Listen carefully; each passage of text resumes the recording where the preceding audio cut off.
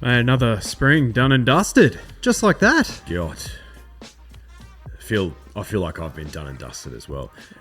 You were saying it after the podcast on Wednesday. You're like, it gets to this time and you know it's this time. Yeah. For us drifters, like, you know, we put our heart and soul into this. And, you know, when you put your heart and soul into something for a busy spring period, it tends to leave you pretty empty inside sometimes. Oh, absolutely. Like, you know, there's only so many races you can cover. Yeah. Preview and review. So I'm just looking back. We've been going this year since the 10th of January. That was episode 179. We're up to this would be 248. Holy dooly. So that's 69 episodes of my Chee-hoo. Didn't even plan that. 69 episodes. 69. Yeah. 69 of them. Yeah. Wow. 69 episodes is a fair few, isn't it? And we're going to be chipping away because, you know, there's a Rupert Clark for some forsaken reason. It doesn't make any sense. No. It doesn't make any sense. No. Makes no sense. Like, I can understand where the WA Carnival's coming from, right? But we've been over this time and time again. Should just be one day with two or three of those races on one day. And I'd love to see Overpass there. What did you say? So weird that Overpass didn't run well yesterday. So weird. What was he doing there, mate? I don't know what he was doing there. What was he doing there? I don't know. Speechless. What was the highlight for you? More Baker's Delight in Perth. Tell you what. The highlight for me, I'm going to give the guy his flowers. James McDonald. He is so much better than everyone else. Yeah. So much better. And we've got elite jockeys, as you know, all over Australia. And to get to the tippy top if you're riding every Saturday, Metro Melbourne or Sydney, like you're an elite jockey. Absolutely you are. And he's so much better than them, mate. Yeah, I know. Especially for whatever reason, the Flemington Carnival. Yeah, because he's big dog. Because and big dog got to eat, mate. Can't perform like a little baby boy pup if you want to be a big dog. He did say, he's like, I am blessed. I am blessed because he acknowledges it. He knows he gets the best horses. Yeah, but he still has to get them over the line, and he does have an innate ability to lift them. Mate, that ride on Sunshine in Paris, mate. That was one that that was like, oof, there we go. That was that I was watching it by myself, and it took my breath away. It was that good. It was that good, mate. And he got hinged home. And he was putting some work into her. That final furlong, he was putting some serious work into her. As Dennis Cometti would say, centimetre perfect. It was brilliant. 1,000 days. If you're going into Hinged, full credit to you. Full credit to you. Yes, sicko. Yeah. I can understand if you never backed her and that was the first time you did. Like, well done. But I just couldn't possibly, because it'd be like backing Vedad the other day. Vedad.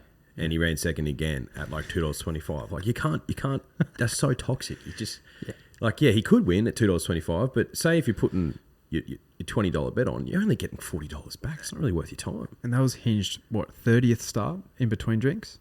Like, you can have the $3.40. You can have the $3.40. Yeah. That's the way we view things. You can have it, mate. Wow, that's the thing though. It's like sometimes we get it right. Other times we get it wrong, but when we get it wrong, we kind of put our hands up, we acknowledge it, we move on. Yeah, because that's horse racing, mate. Exactly. Like, how many races did you, your dad, and your brothers watch yesterday? So many, mate. Like, so many. They were back in Get Out Mick, who won it 10-1 in Alice Springs. So that's the sort of sport we were playing yesterday, and it was thoroughly enjoyable. But yeah, even Dad turned to me. He's like, "Geez, J-Mac's so good." I was like, "Yeah." And I think I was, a few sherbets deep at this point, but I think I said, I was like, "Look, it's like Michael Jordan, who's, you could argue he's the GOAT, full stop, any sport." He was playing against people who were elite at their sport, but he just stood out every single time. So, he's so much better. And J-Mac is, I think he's that for jockeys. Okay. He is He's so much better than everyone else. And he's got 104 Group 1s, mate. He's our age. Can I play devil's advocate? Of course you can. No Blake Shin, no Jamie Carr. Joe Moreira was in Sydney. The Magic Man. Who did some of his best work. He did some of his best work. Does that diminish it at all? No. Slightly? No, because Blakey Bill was there on Derby Day and he got one home. It's and that's all he needed to get home. Yeah. So, bro rode 11 winners. Yeah, I know. And, what the hell, man? And they've cut back the amount of races as well. Was it 37 or 38 this year? I'm not sure. I reckon it might have been 37. But in previous, I think it was last year or the year before, it was either 39 or 40. So he's had to, strike, in terms of strike rate, that's increased significantly. So I think he holds first, equal second with Brent Pebble, and maybe third. Brent Pebble. Yeah. There was some, I don't know if you saw it, and you probably wouldn't have, if you were at the pub, you would have been watching Sky. But on the Channel 9 footage, which, might I add, Billy Slater. He's a gem, isn't he? What a man. Mate, and I reckon he's a bit of a fine wine, isn't he? He's looking good, Bill. Yeah. He's looking great. Bit of salt in that pepper. Full head of hair, though. Yeah. Hairline's strong. Yeah, and he commands a presence when he's on a pony, which I like to see. But it was some of the best footage I've ever seen in slow-mo. And because I was, after J-Mac rode that Godolphin winner in the last, I was fully expecting him to just go like he always does. But like he just dunked on you. But to his credit, he was very restrained. But Mark Zara was on, I don't know, Zolfika or whatever the other stablemate was for Godolphin. And he stood out because he had the bright blue silks on. And he was just standing up in the irons and there was a jock next to him. And I think I read his mouth going like, fucking J-Mac. And then the jock just turned to him and smiled. He's like, he's too good, bruh. Mark. Yeah. It's like, he just went, fucking J-Mac. Well, Mark even has, he's made comments around like, I just guess I'll get whichever one J-Mac decides to jump off. Like he's like, I know I'm below him in the pecking order. Yeah. And we love Mark, but he's not J-Mac. No, but so good. This is the way I view it, right?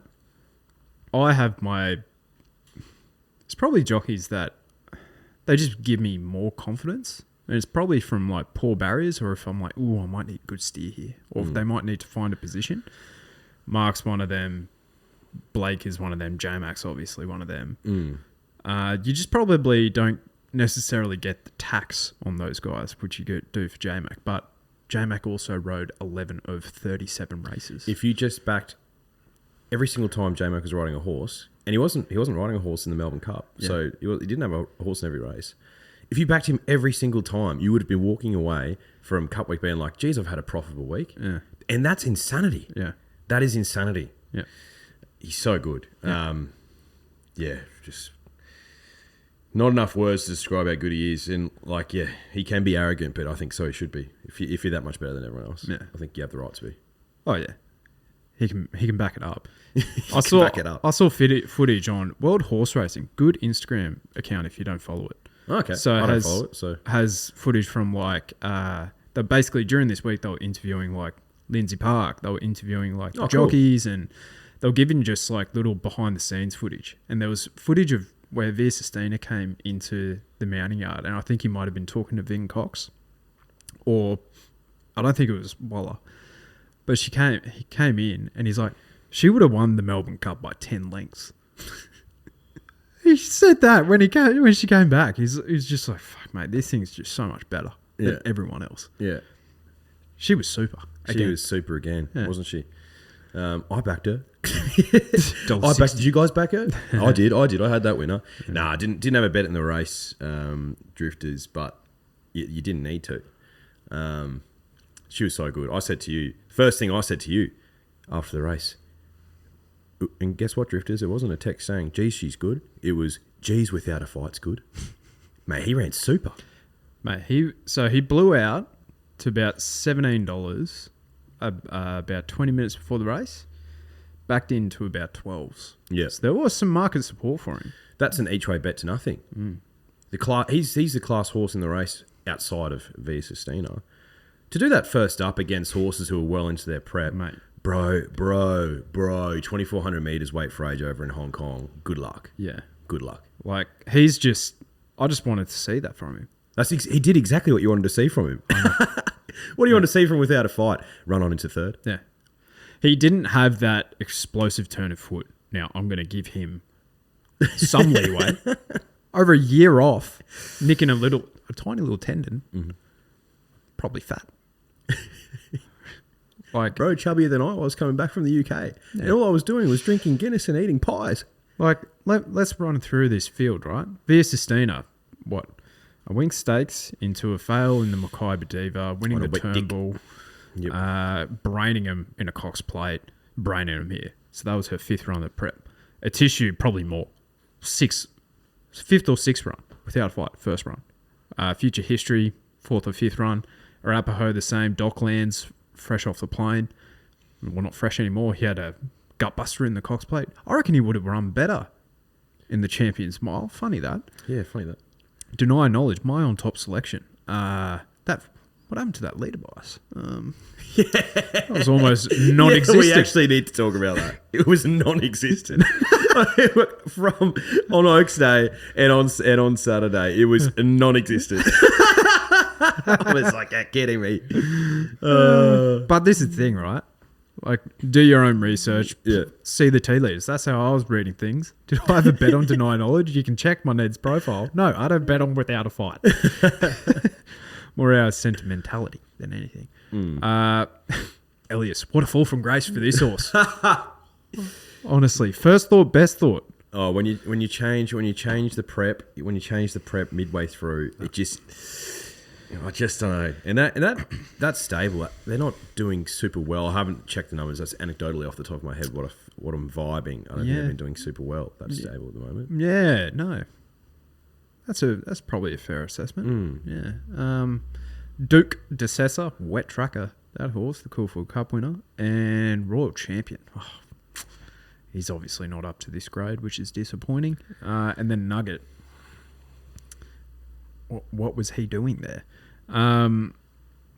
So to your point, I think that was an excellent trial, and he's picked up $270,000 for third, heading to Hong Kong. So love to see it.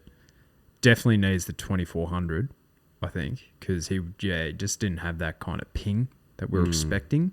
So he might be a slightly different horse this time in, but still outstanding. Absolutely. And I hope he comes back, and I hope he runs in a Tancred. Yeah. And this is the point I was talking to you about when we were moulding our own Group 1 racing calendar. We were the pattern committee. I don't know how long ago that podcast was, but probably 12 months ago, you'd think. Maybe longer. Yeah. Maybe earlier this year. I can't remember. And I said, how good would it be if we had another weight for age race that was longer than 2,000 metres aside from the Tancred? Because imagine if the Champions Day ended with a 24, 25, whatever it is, weight for age race at Flemington, and then you could run your Cox Plate horses into that. You can, like, your Without a Fights, your Caulfield Cup winners. It's something for them, and it's also like your Without a Fights. Now that he's won the Caulfield Cup and the Melbourne Cup, like bro's lugging weight and handicaps, right? And he could probably still put him away with top weight pretty comfortably. But I'd love to see a genuine stayer against other genuine stayers at equal weights just to put them to the test. So I'd love to see that. Yeah. Especially because, with all due respect to the Tancred, probably hasn't garnered the quality of field that we were probably hoping. No. Whereas, if that Champions Stakes on the weekend, if that was 2,500 metres, let's say, for that much prize money, I would have loved to have seen Via Sistina stretch out 2,500. Yeah, and automatically you have the likes of a Tissue, probably Docklands, they're the main two, but, they finished, second and sixth. They dropped back to the mile. And then that mile contest is even more fascinating. Absolutely. So, and all those Northern Hemisphere imports, aimed at a Melbourne Cup, they might look at that and think, hey, let's stick around and run in that as well. So, you're creating some international form lines as well, if that's what you want to see. I think that'd be a good idea. Will it ever happen? No. That Group 1 calendar reshuffle is episode 175, Shaking Things Up. That's the name of the episode if you wanted to go back and have a listen. Let us know your thoughts. How would you reposition the Group 1 calendar as us two as the pattern committee? We're open to all suggestions. So we touched on Sunshine in Paris in the Champions Sprint. Mm-hmm. That was sensational. She was sensational. She has that in her. We knew that she had that in her. I think the dry track Flemington suits her, and she got J-Mac. So she was neck and neck with Giga Kick down the straight, and I think she was full of more running. But J-Mac saw the wall of horses and was like, well, I need to get my thing going. And he found a gap that wasn't there and went. And Mark on Giga just stayed. So it probably wasn't as assertive or hesitated just for a split second too long. But he finished off pretty well. He, to be honest, he was probably looking like a horse who was looking for a bit further. Giga Kick? Yeah. So, because he sort of flattened out and then picked back up and through the line was actually quite strong, but he finished like 6th or 7th, I think. So he was beaten 2.5 lengths, then it was Overpass beaten 3.5. So Giga Kick beaten back into 7th. Are you giving like those from 7th up to first pass marks or ticks, What was the order of finishing? So Wright's Party ran second. Yeah, well, that was just a horse on grand final day, I reckon. That was where all these are kind of already had their grand finals. So it's like you kind of see a little weird result like this, like Rockin' Horse won this race. Yep. Sunshine in Paris for first, Right to Party, who nearly knocked him off with John McNeil in the saddle. Bella Nips in for third. Stretton Angel, who's been everywhere, I feel. Private Life ran well into 5th. Barraquil into 6th, and then Giga Kick. I'd give all of them pass marks. Yeah. I think so. And then Overpass. But I'm not even going to put a cross against his name because bro shouldn't have been there in the first place. He shouldn't have. Yeah. Estriella, beaten 4. Lady Laguna 4. Bellatrix Star 6, just ended prep. Yep. I Am Unstoppable, not up to these. No. Not up to these at all. Where are these 3-year-olds at? They're chopping and changing their form a bit. The 3-year-olds? Like the sprinting 3-year-olds? All of them. All of them. Yeah, well, I guess we'll talk about broadsiding in the mile soon, but I think the best 4, finished 1, 2, 3, dead heat for third in the Coolmore, sprinting wise. Switzerland, we saw that, is the best sprinting colt, best 3-year-old sprinter, full stop. Like he brained Growing Empire and Lady of Camelot, who ran 3-4 in an Everest around the likes of Bella Nipotina, who's probably our best sprinter. Is she in the top 5 horses? I'm worried about the middle distance ones. No subsequent winners from the Caulfield Guineas. I'm worried about the middle distance ones.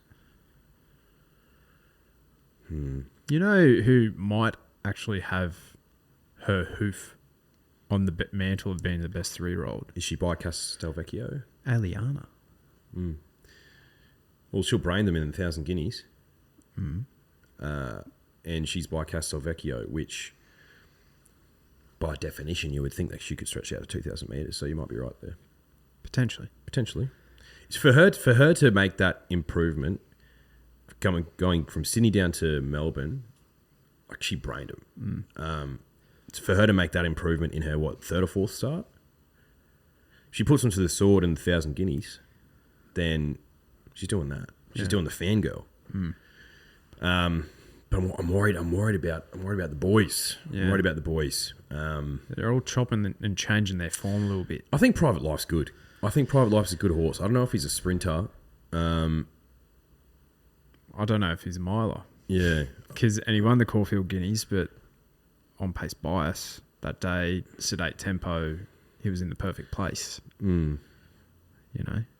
But I am worried about the boys. Broadsiding. I thought he was going to breeze past him in the mile. Well, James Cummings has suggested that he doesn't get it around on his Melbourne leg.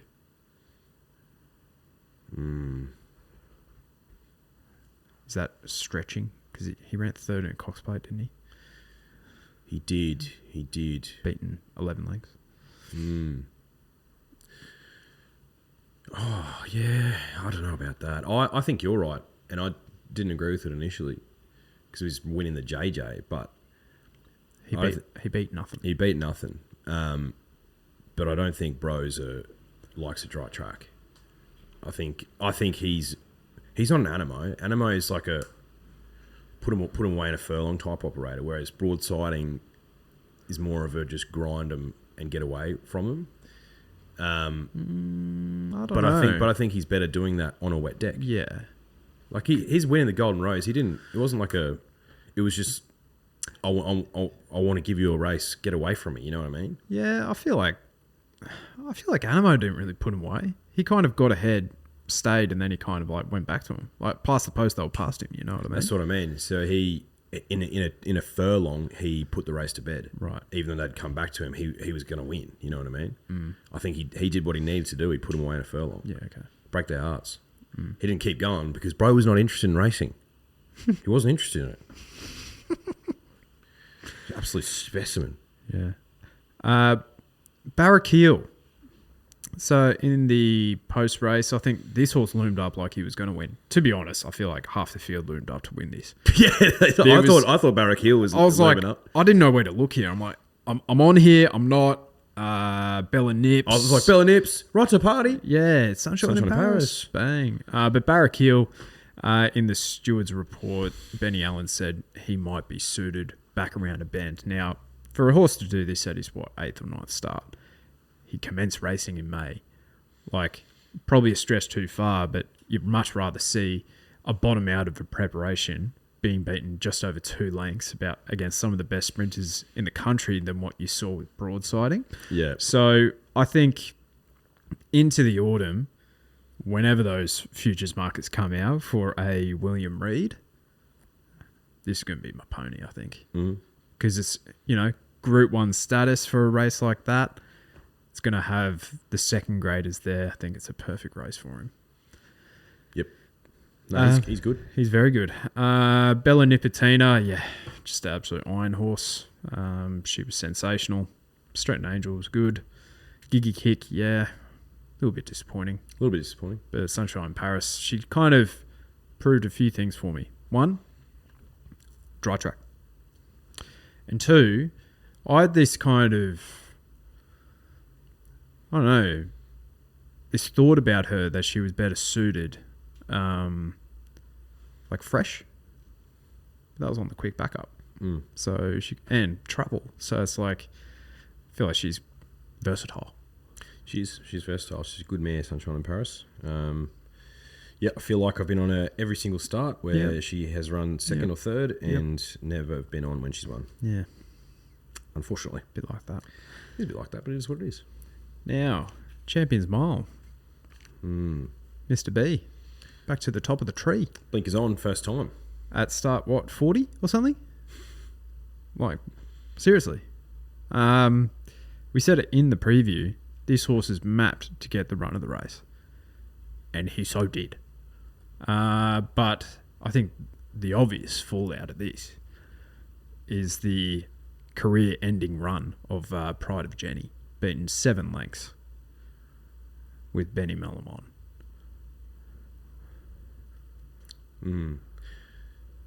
So Declan was at fault for that, wasn't he?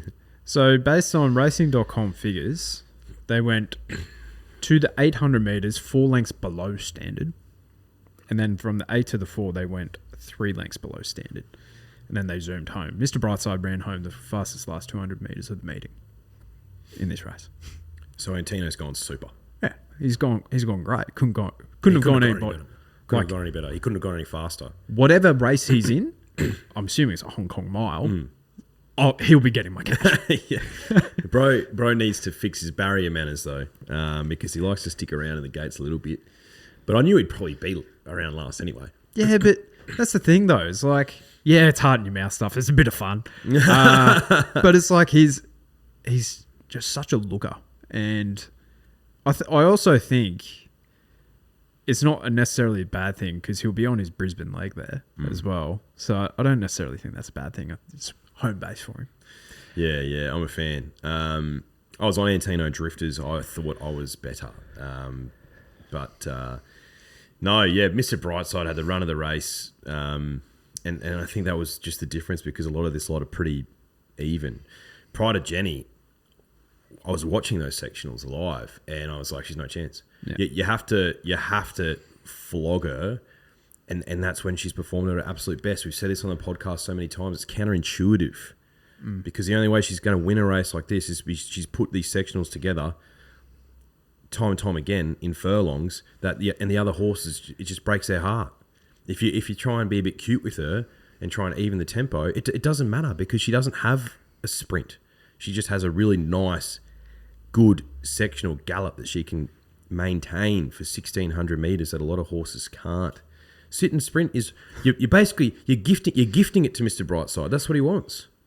Yeah, you're gifting it to him. Here you go, brother. Yep. And obviously the horse wasn't right? Bled both nostrils. So it's more, and who's to say that she might have come out of the Cox Plate bucking about and given all the indication to the stable that she was ready to go. But we saw her in the mounting yard at the Cox Plate. She looked flat. Man, despite that, I still backed her. Just because I thought she was going to be almighty hard to run down. Now, we were talking about Fangirl, right? Mm-hmm. And you brought this up earlier, this prep for her. Because there's a lot of good judges that classify her as the best miler in the country. Mm-hmm. They surely can't have that opinion now because I'm looking at her stats, right? So that would have been her 13th start for 3 wins at the distance. Mm. Mr. Brightside, that was his 20th start at the distance for 12 wins. Yeah. Like 12 wins at the mile. Yeah. He has to be the best miler in the country, yeah. Mr. Brightside. This was my point that I made weeks ago. Yeah. She went out and won that week. Yeah, she won the 7 stakes. But against who? None of the A graders were there. No. That's the thing. Mate, she was a popular pick in the tipping comp. Broadsiding was the most picked. Really? Mm-hmm. Oh. Then Fangirl. But I thought she'd run well, though. I thought she'd run well, and she ran 3rd. She ran well. Yeah, but is she ever going to have my cash? This is the thing, right? I think when we and we could probably do this when we have a lot of time to fill, we could do like what's the top 5 sprinters in the country, top 5 milers. Mm. She might be just sneaking in these days. Top 5 milers or top 5 horses? No, top 5 milers. Maybe. You know? Yeah, but it's thin. Yeah. It's thin, though. Like, Mr. Brightside, just the way we run our races a lot of the time suits him. And when prior to Jenny changed that, it caught him out a little bit. Mm. So he's the perfect horse that's taking advantage of our racing style here and the fact that over 1,600 metres, it's pretty thin. But he's a phenomenal horse. I'm not knocking Mr. Brightside at all, but he's the most consistent. Therefore, he's the one winning the most often. He's got a good racing style, professional. Dry deck, wet deck. We know he prefers a wet deck, but he can still win on a dry, evidently. Genuine good form is good for him. Like, only when it gets rock hard. I'd love to see him go to Hong Kong. I think that would be great. I think it'd be phenomenal. Obviously, the Lindsay Park connection there. Yep. With David Hayes over there. Mm-hmm. So, Steffi was good. Steffi was good. I think you nailed it with Amelia's Jewel. Mm-hmm. I think set up against the mares is... That's her. That's her. That's her. That's the filly. Yeah. Millie. There's nothing wrong with that. There's a race for Steffi. I don't know what race it is, though.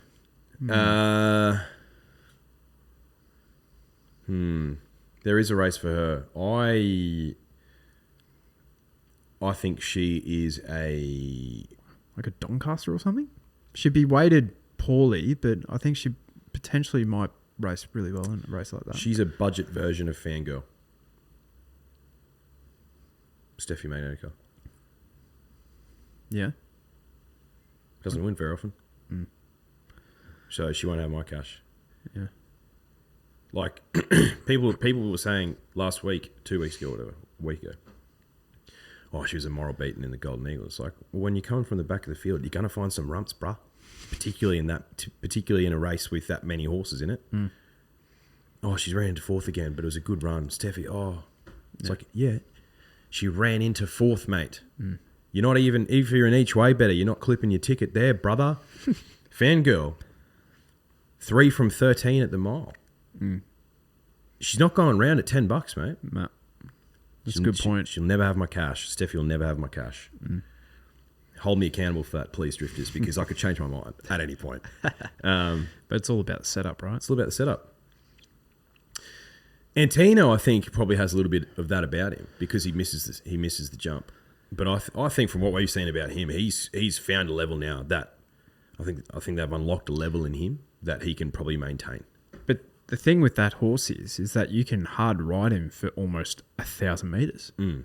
So he can get himself out of trouble. And like the fact that he nearly won that race, and you're know. telling me how sedate that tempo is. Like, bro's got a sustained gallop that not a lot of horses do. But I don't think they knew that about him until Blakey Bill did it. And I think that kind of confirmed the point about Fangirl as well, liking sedate tempos. Yeah. And her turn of foot can get her out of trouble. Yeah. Because she can sit, maybe 4 lengths off and pick them up. And it's not, obviously, with her profile would suggest this, it doesn't work every time. But yeah, a really hot speed kind of finds her out a little bit. But yeah, no, broadsiding was obviously the one that was most disappointing. Really disappointing. End of prep, Melbourne leg, good track. There's enough excuses there, I'd say. But yeah, it would be interesting to see. Anamo's end of prep runs were pretty terrible. That is a great point. So, but he was really disappointing because I don't know what I expected from him in this race, but I had a bet on Antino, like I said, Drifters, but I said to my brothers and dad, I said, I'd like to see broadsiding win this race. Mm. He loomed up. I thought he was going to breeze straight past him because I was looking at the sectionals. I was like, bro can put this race to bed, but yeah, clearly there's excuses there, but want to see him come back in the autumn as a 3-year-old, obviously. And I'm thinking to myself, I'm like, if he wants to go to a Randwick Guineas and a Rosehill Guineas, like what's going up against him? Mm. Like he might not be like the most elite 3-year-old we've ever had, but it's not an elite mob from what we've seen. Mm. So he might just be better than him. Will he run on as a 4-year-old and try a Cox Plate again? I'm not sure. Mm. We'll see.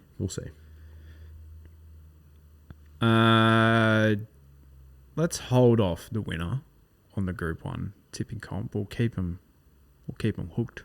Let's quickly get through the undercard. So race 3 was the Queen Elizabeth Stakes.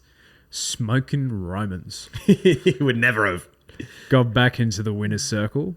There was some market support, 13-1. Yeah, true. So James J-Mac, obviously, great carnival. I don't think J-Mac's the type of guy to lead on a horse. Like, how he took a sit on Serpentine was baffling to me. Because that horse needs to roll. Yeah, and he doesn't ride many for Waterhouse spot. No. Because I don't think he is that type of rider. No. He's no Timmy Clark. No. So, I think I might learn a lesson there. So, yeah, Serpentine was not great. Kinesiology. Very green. Very green. Sometimes when they come off, fresh off the plane, it just takes a little while for them to acclimatise, and you're sort of gambling on whether they do or not. Like One Smooth Operator and Seeking, for example, like they first run went through the roof and then a little bit flat in the Melbourne Cup, but no, look, I think you forgive him. He raced very greenly, and you see what he's like, this time next year. I thought Buckley Square was going to win this race. He loomed up. Yeah, Dad was on him. I was like, "What are you doing?" Never question. He loomed up, but he's been good this prep.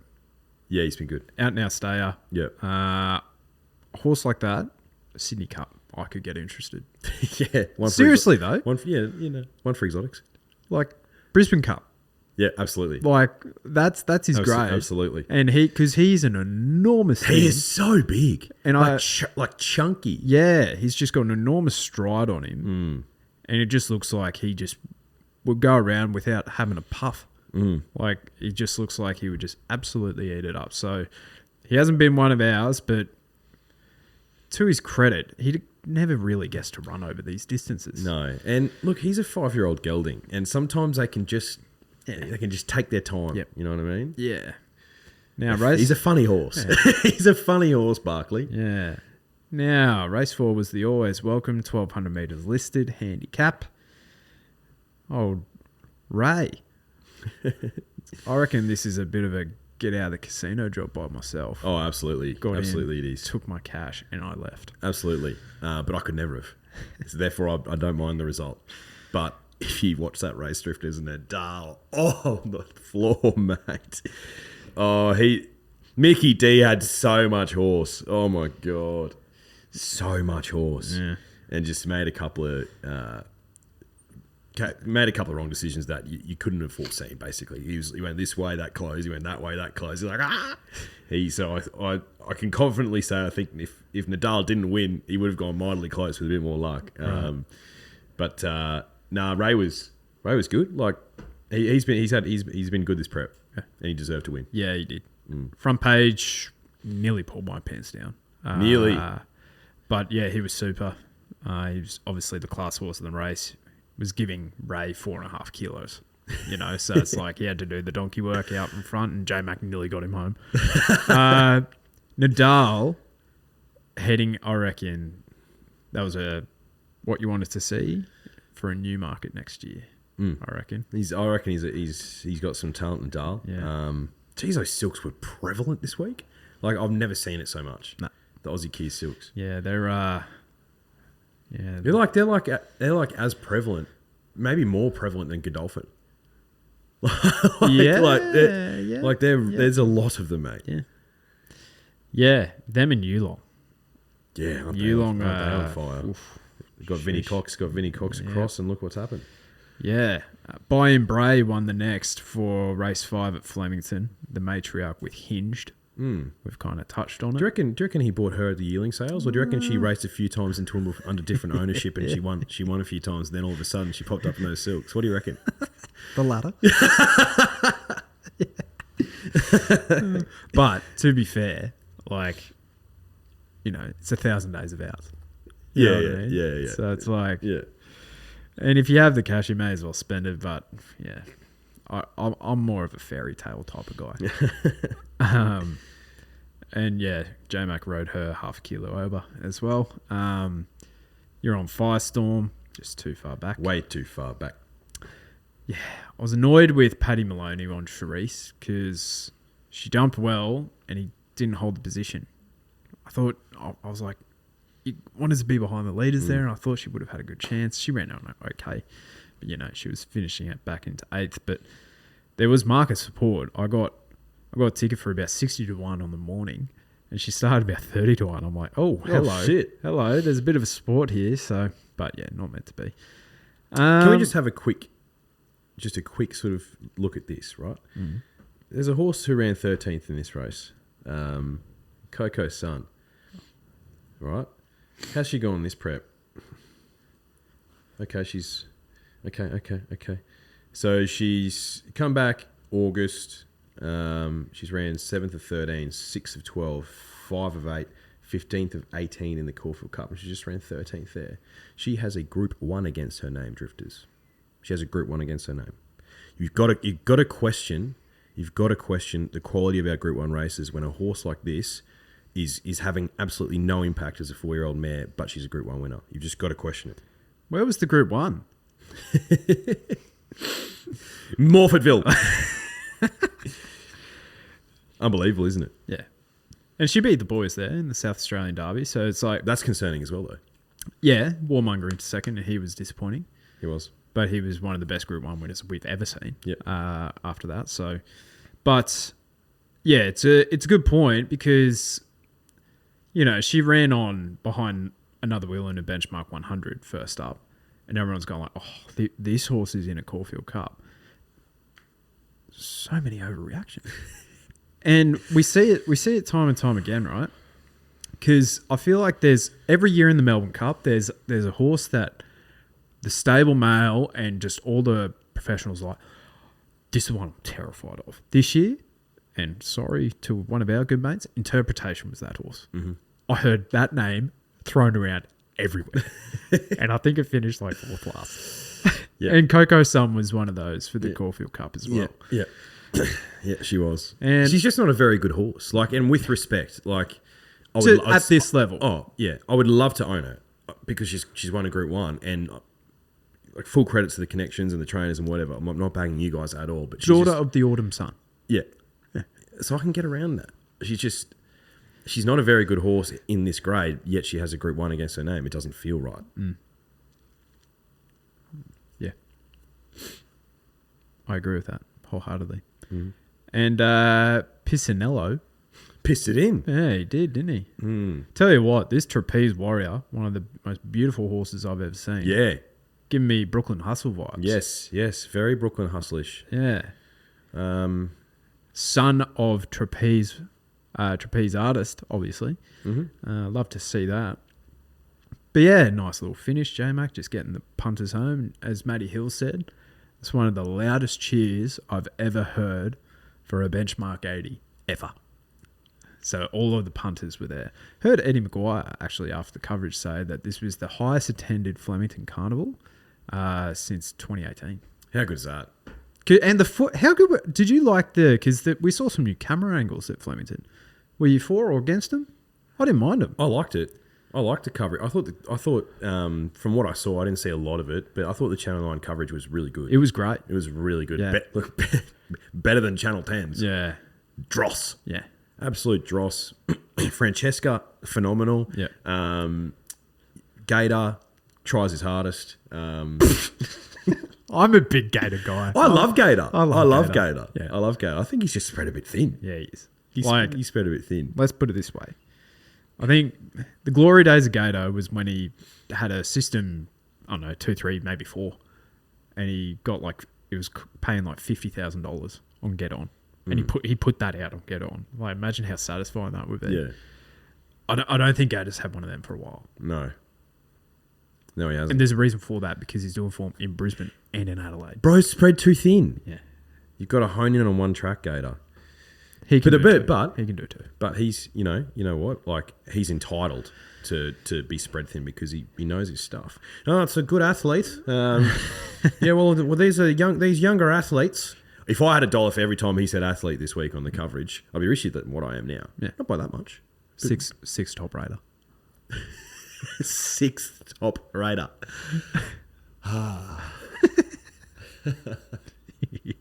But he puts himself out there. So good on him. And Billy Slater, isn't he just a gem? Yeah, he is. Our coach. Our coach. Our guy. Yeah. Not Skip. Coach. Yeah. We do know a Skip, though. Yeah. We sure do.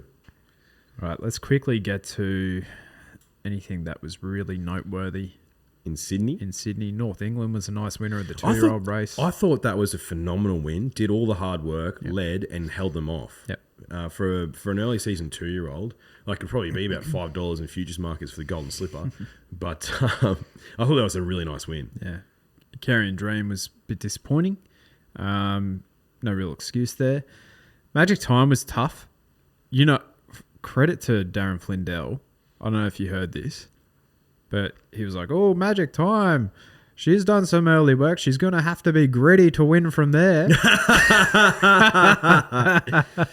Be gritty. Oh, he's having a tough run. Benny. The young man. Yeah. I love his content. I think it's absolutely elite. And, But and just, he's had a tough run, though. gamble responsibly. Gamble responsibly. But yeah, Magic Time has been good. Just probably hasn't shown her brilliance this prep, I think it's fair to say. But Belclair just, found the front and just controlled it, Yeah. I think Magic Time is a wet tracker. Yeah, I think that's fair to say. She's like the opposite of Sunshine in Paris. Yeah. She's the opposite. Yeah, well, Can get it done on dry tracks, but she's not going to show her best. yeah.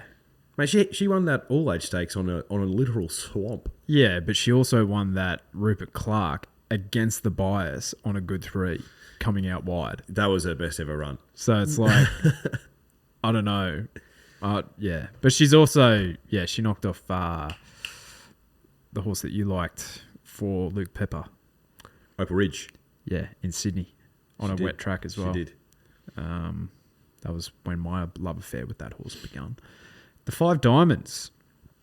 I found out yesterday that the reason why Kingswood was scratched from Moonee Valley was because he had a virus. Oh, I didn't know that. No. I only found that out yesterday, like after I consulted with the source. And I don't know if you saw it, and I'm going to have to rewatch the vision, but my initial thinking was Kingswood I think he was on his Melbourne leg the entire time. Oh, really? Yeah, so I don't think he got around the city leg at all. So he's done quite well. Coming off a virus as well. I didn't know that. To be beaten 2 lengths. I think I don't think he's a Group 1 star. I'm not saying that, but I think he's a horse who can win black type on Saturdays. But I think that's him. With the current pattern, mate, he can win a Group 1. You know what I mean? Yeah, true. Yeah, true. Like, True. This is what we're talking about. Yeah. So, Pericles, I won't give him the dignity of calling him by his right name. Oh. Pericles. He's a funny horse. 1,800 metres on the floor. Oh, if you check my profile, I had a little bet on Yellow Brick. I thought I was home. I wasn't. You did loom up. And again, he's probably a similar profile to your Kingswood. Who bricked up? Bricked up. Yeah, right. You know what I mean? Like can run in this grade on a Saturday. Is up to that. Yep. I don't know if he's an 1,800 metre horse though. I think he's a miler. Yeah. But this race was worth $2 million. Yeah, ridiculous. What is going on? I would have loved Matty Sears to have won it on Yellow Brick because Godolphin don't need it. You know what I mean? No, they don't. Like, yeah. No. So yeah, it's a self-fulfilling prophecy. Like, you have all these rich races that don't really mean anything, to try and appeal to the owners more and encourage ownership. It's like, well, it's just going to fill the same pockets, just even more so. Yeah. So like, even the benchmark 78 on a Saturday, right, in Sydney, worth $160,000. Like, if we were racing, our girl Portsea runs for, I think, 85 for the same level of races here in Brisbane. So, you get that for first place here with Firestar, who I really wished just wasn't scratched from Derby Day. And then we would have had even more of a fill-up, but that's okay. Beggars can't be choosers. They really can't be. Let's get to, we had a question from, I reckon it was Brad Tyson without looking. Who are the top 5 horses in Australia right now? And I think it's a great time to do it because we have a significant amount of sample size. So last time we did a list, you started with number 1 for God. Yeah, stupid. So, without further ado, post the spring, done and dusted. What are your top 5 horses in the country right now? Well, I think the number 1 is like super, super obvious, right? But so I'm not going to give it away though.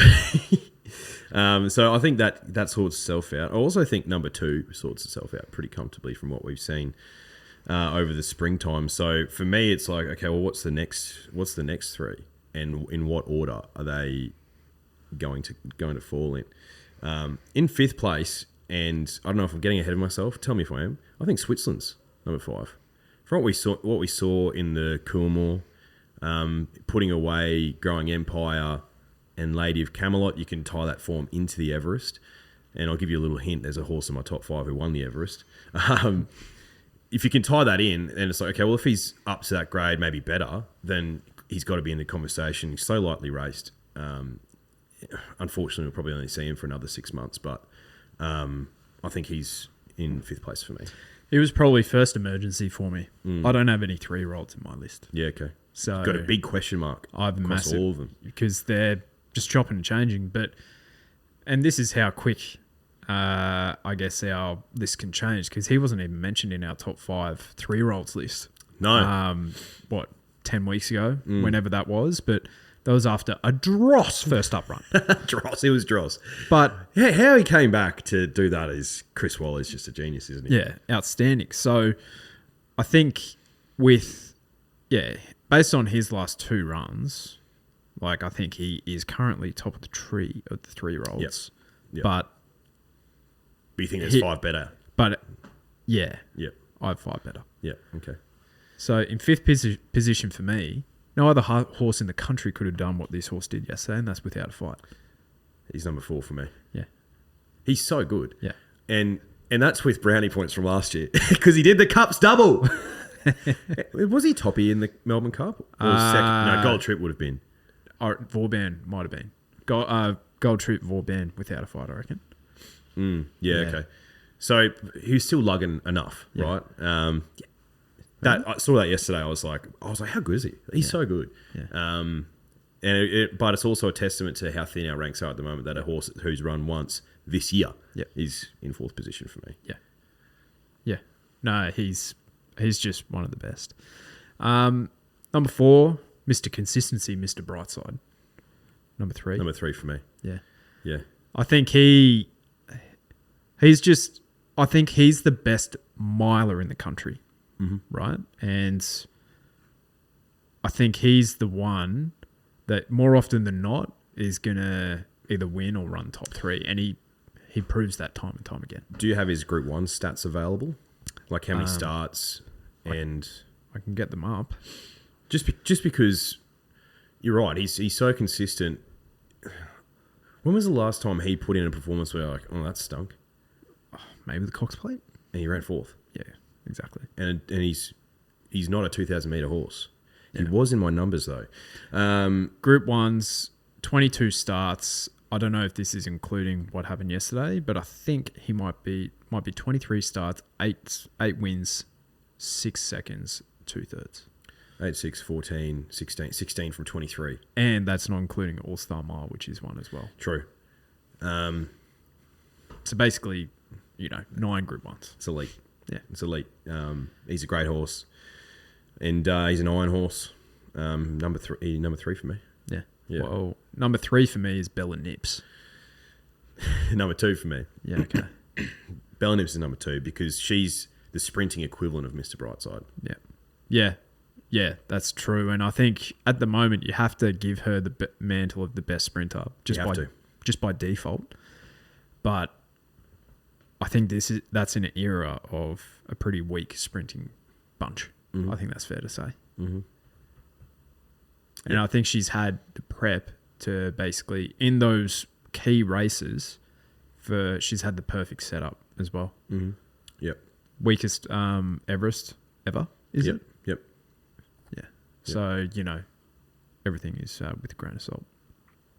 Number 2 for me, and you clearly don't have this horse in your numbers, is Cheerwolf. Oh, yeah, true. And I think the reason why he's rated so highly for me I can see this horse winning Group 1s from 1,400 metres to 2,400 metres. Really realistically. Yeah. So I could see him going out and winning a CF4, but I can also see him winning a Tancred. Yeah. Here's a case of out of sight, out of mind for me, Cheer Wolf. So that's my bad, Drifters. But yeah, like his first emergency for me now. I think second emergency is probably Antino after what he did in the Toorak and nearly winning that race against the pattern. Like that's clearly a horse who's going to be performing better than what he has recently in the future. But yeah, Cheer Wolf, mate. Where are we? To be able to sit off a tempo like he did in the King Charlie and show that the turn of foot at the end of that, that's the elite turn of foot that you see from the best Group 1 horses in Australia, because it gets you out of trouble in a slowly run race, but it also he's got the set of lungs that he can sit off a hot tempo and put them away. You know that what that win actually reminded me of was without a fights, either he had two of them. The Lord Mayor's win over 1,800 metres first up, I was like, I forgot about this horse. And then again in the Q22 where he just exploded. That's what that reminded me of. And I think this horse he's something serious. Yeah, and I think, and we've spoken about it on the podcast all the bloody time. 4-year-olds, geldings, they can just take a little while, and once they figure it out and put it all together, then that's when they start to be a lot more consistent. He would have only been gelded like 3 or 4 months ago. Exactly. Mr. Brightside won his first Group 1 at Doncaster with 50 kilos on his back, and he was like 20 to 1. But before that, he was winning races for fun in lesser grade, and he worked his way through the grade. Like the Hayes boys have placed him beautifully his entire career. Yep. And he was 4-year-old when he won the Doncaster. Then he came, and then he went through to a Cox Plate, I think, as a 5-year-old, and he graduated into those Group 1 races, but was not doing super well. And then I think as a late season 5-year-old, that's when it started to click, and as a 6-year-old, that's when he had that phenomenal prep last year, leading into his second in the Cox Plate. So if we've seen that from Cheerwolf as a fresh gelding, Bro's going to be something special in 12 months' time, you would think. And Joe Pride, I think, has said the right things about this horse, being like, I'm going to follow the traditional path to get him into a Cox Plate because I want to win that race, which is great to hear, because you don't want Bro to be in anything else. Yep. And number one has to be Via Sistina, and I think she might have has one from 1,400. If she hasn't won up to 2,400, she could do that easily. Yep. So best Cox Plate winner of all time. So numero uno, number one. Numero uno. So other emergencies for me, right? Buckaroo, if he has another prep like he had, I think he enters the conversation. Absolutely. Antino, as you mentioned, if he goes overseas and does that.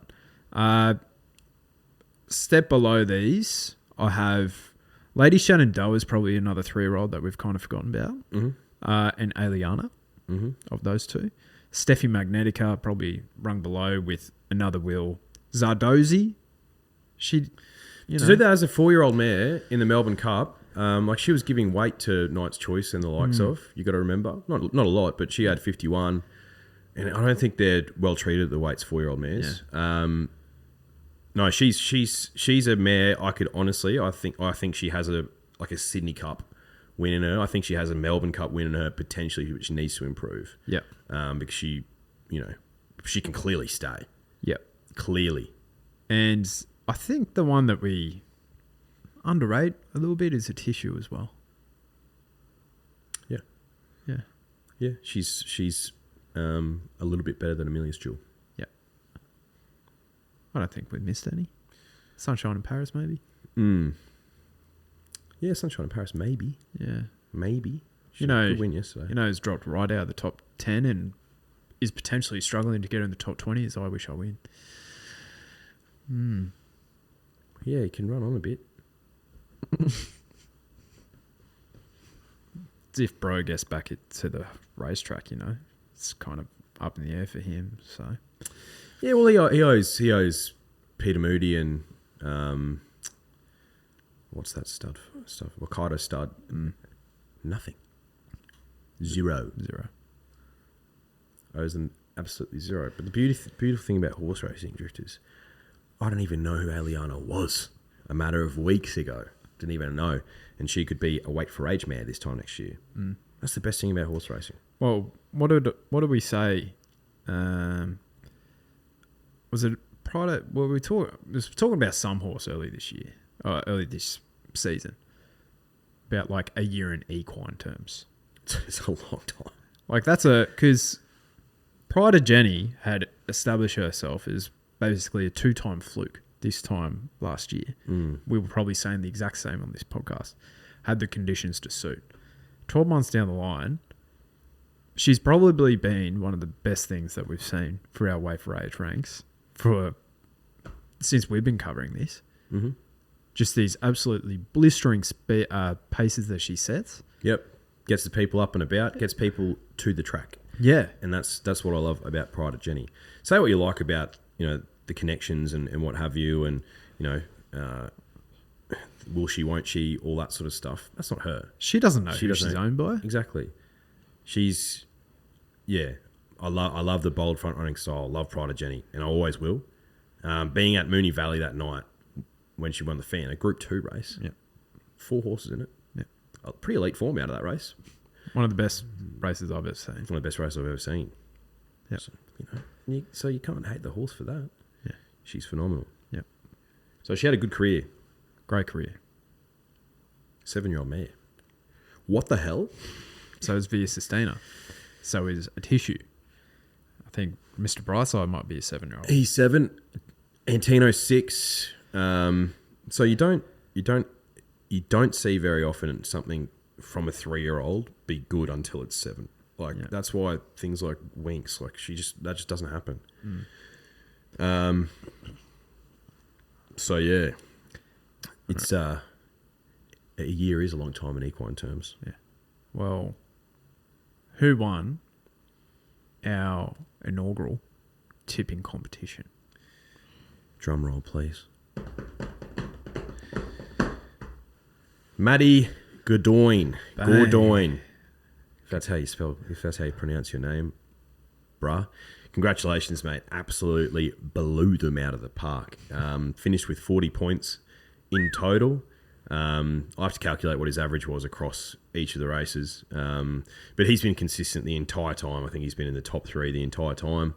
Picked up another 6 points yesterday. Let me just quickly check to see who he had. Via. He would have had Via, obviously. Brightside. Maybe he did, yeah. Let's have a look-see.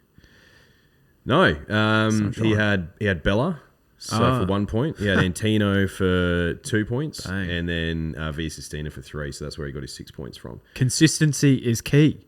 So 40 points, tied for second place. Ben Pace, 36, and Jordan Sondergeld, 36 as well. And then behind them, Lewis White with 35. Sean Melbourne, 32. Greg Schaaf, 30. Victorian Victim, 29 points. and then it sort of goes from there. But well done, Matty Gordoyne. We've got your email address, so we can be in touch that way. But otherwise, if you're listening, well done, brother. Got a gorilla coming your way. Bang. So I'll reach out to you, mate, via email. If you wanted to respond with some dates, we can get you hooked up. Well done, mate. Well done. And thanks to the good people at Ned's.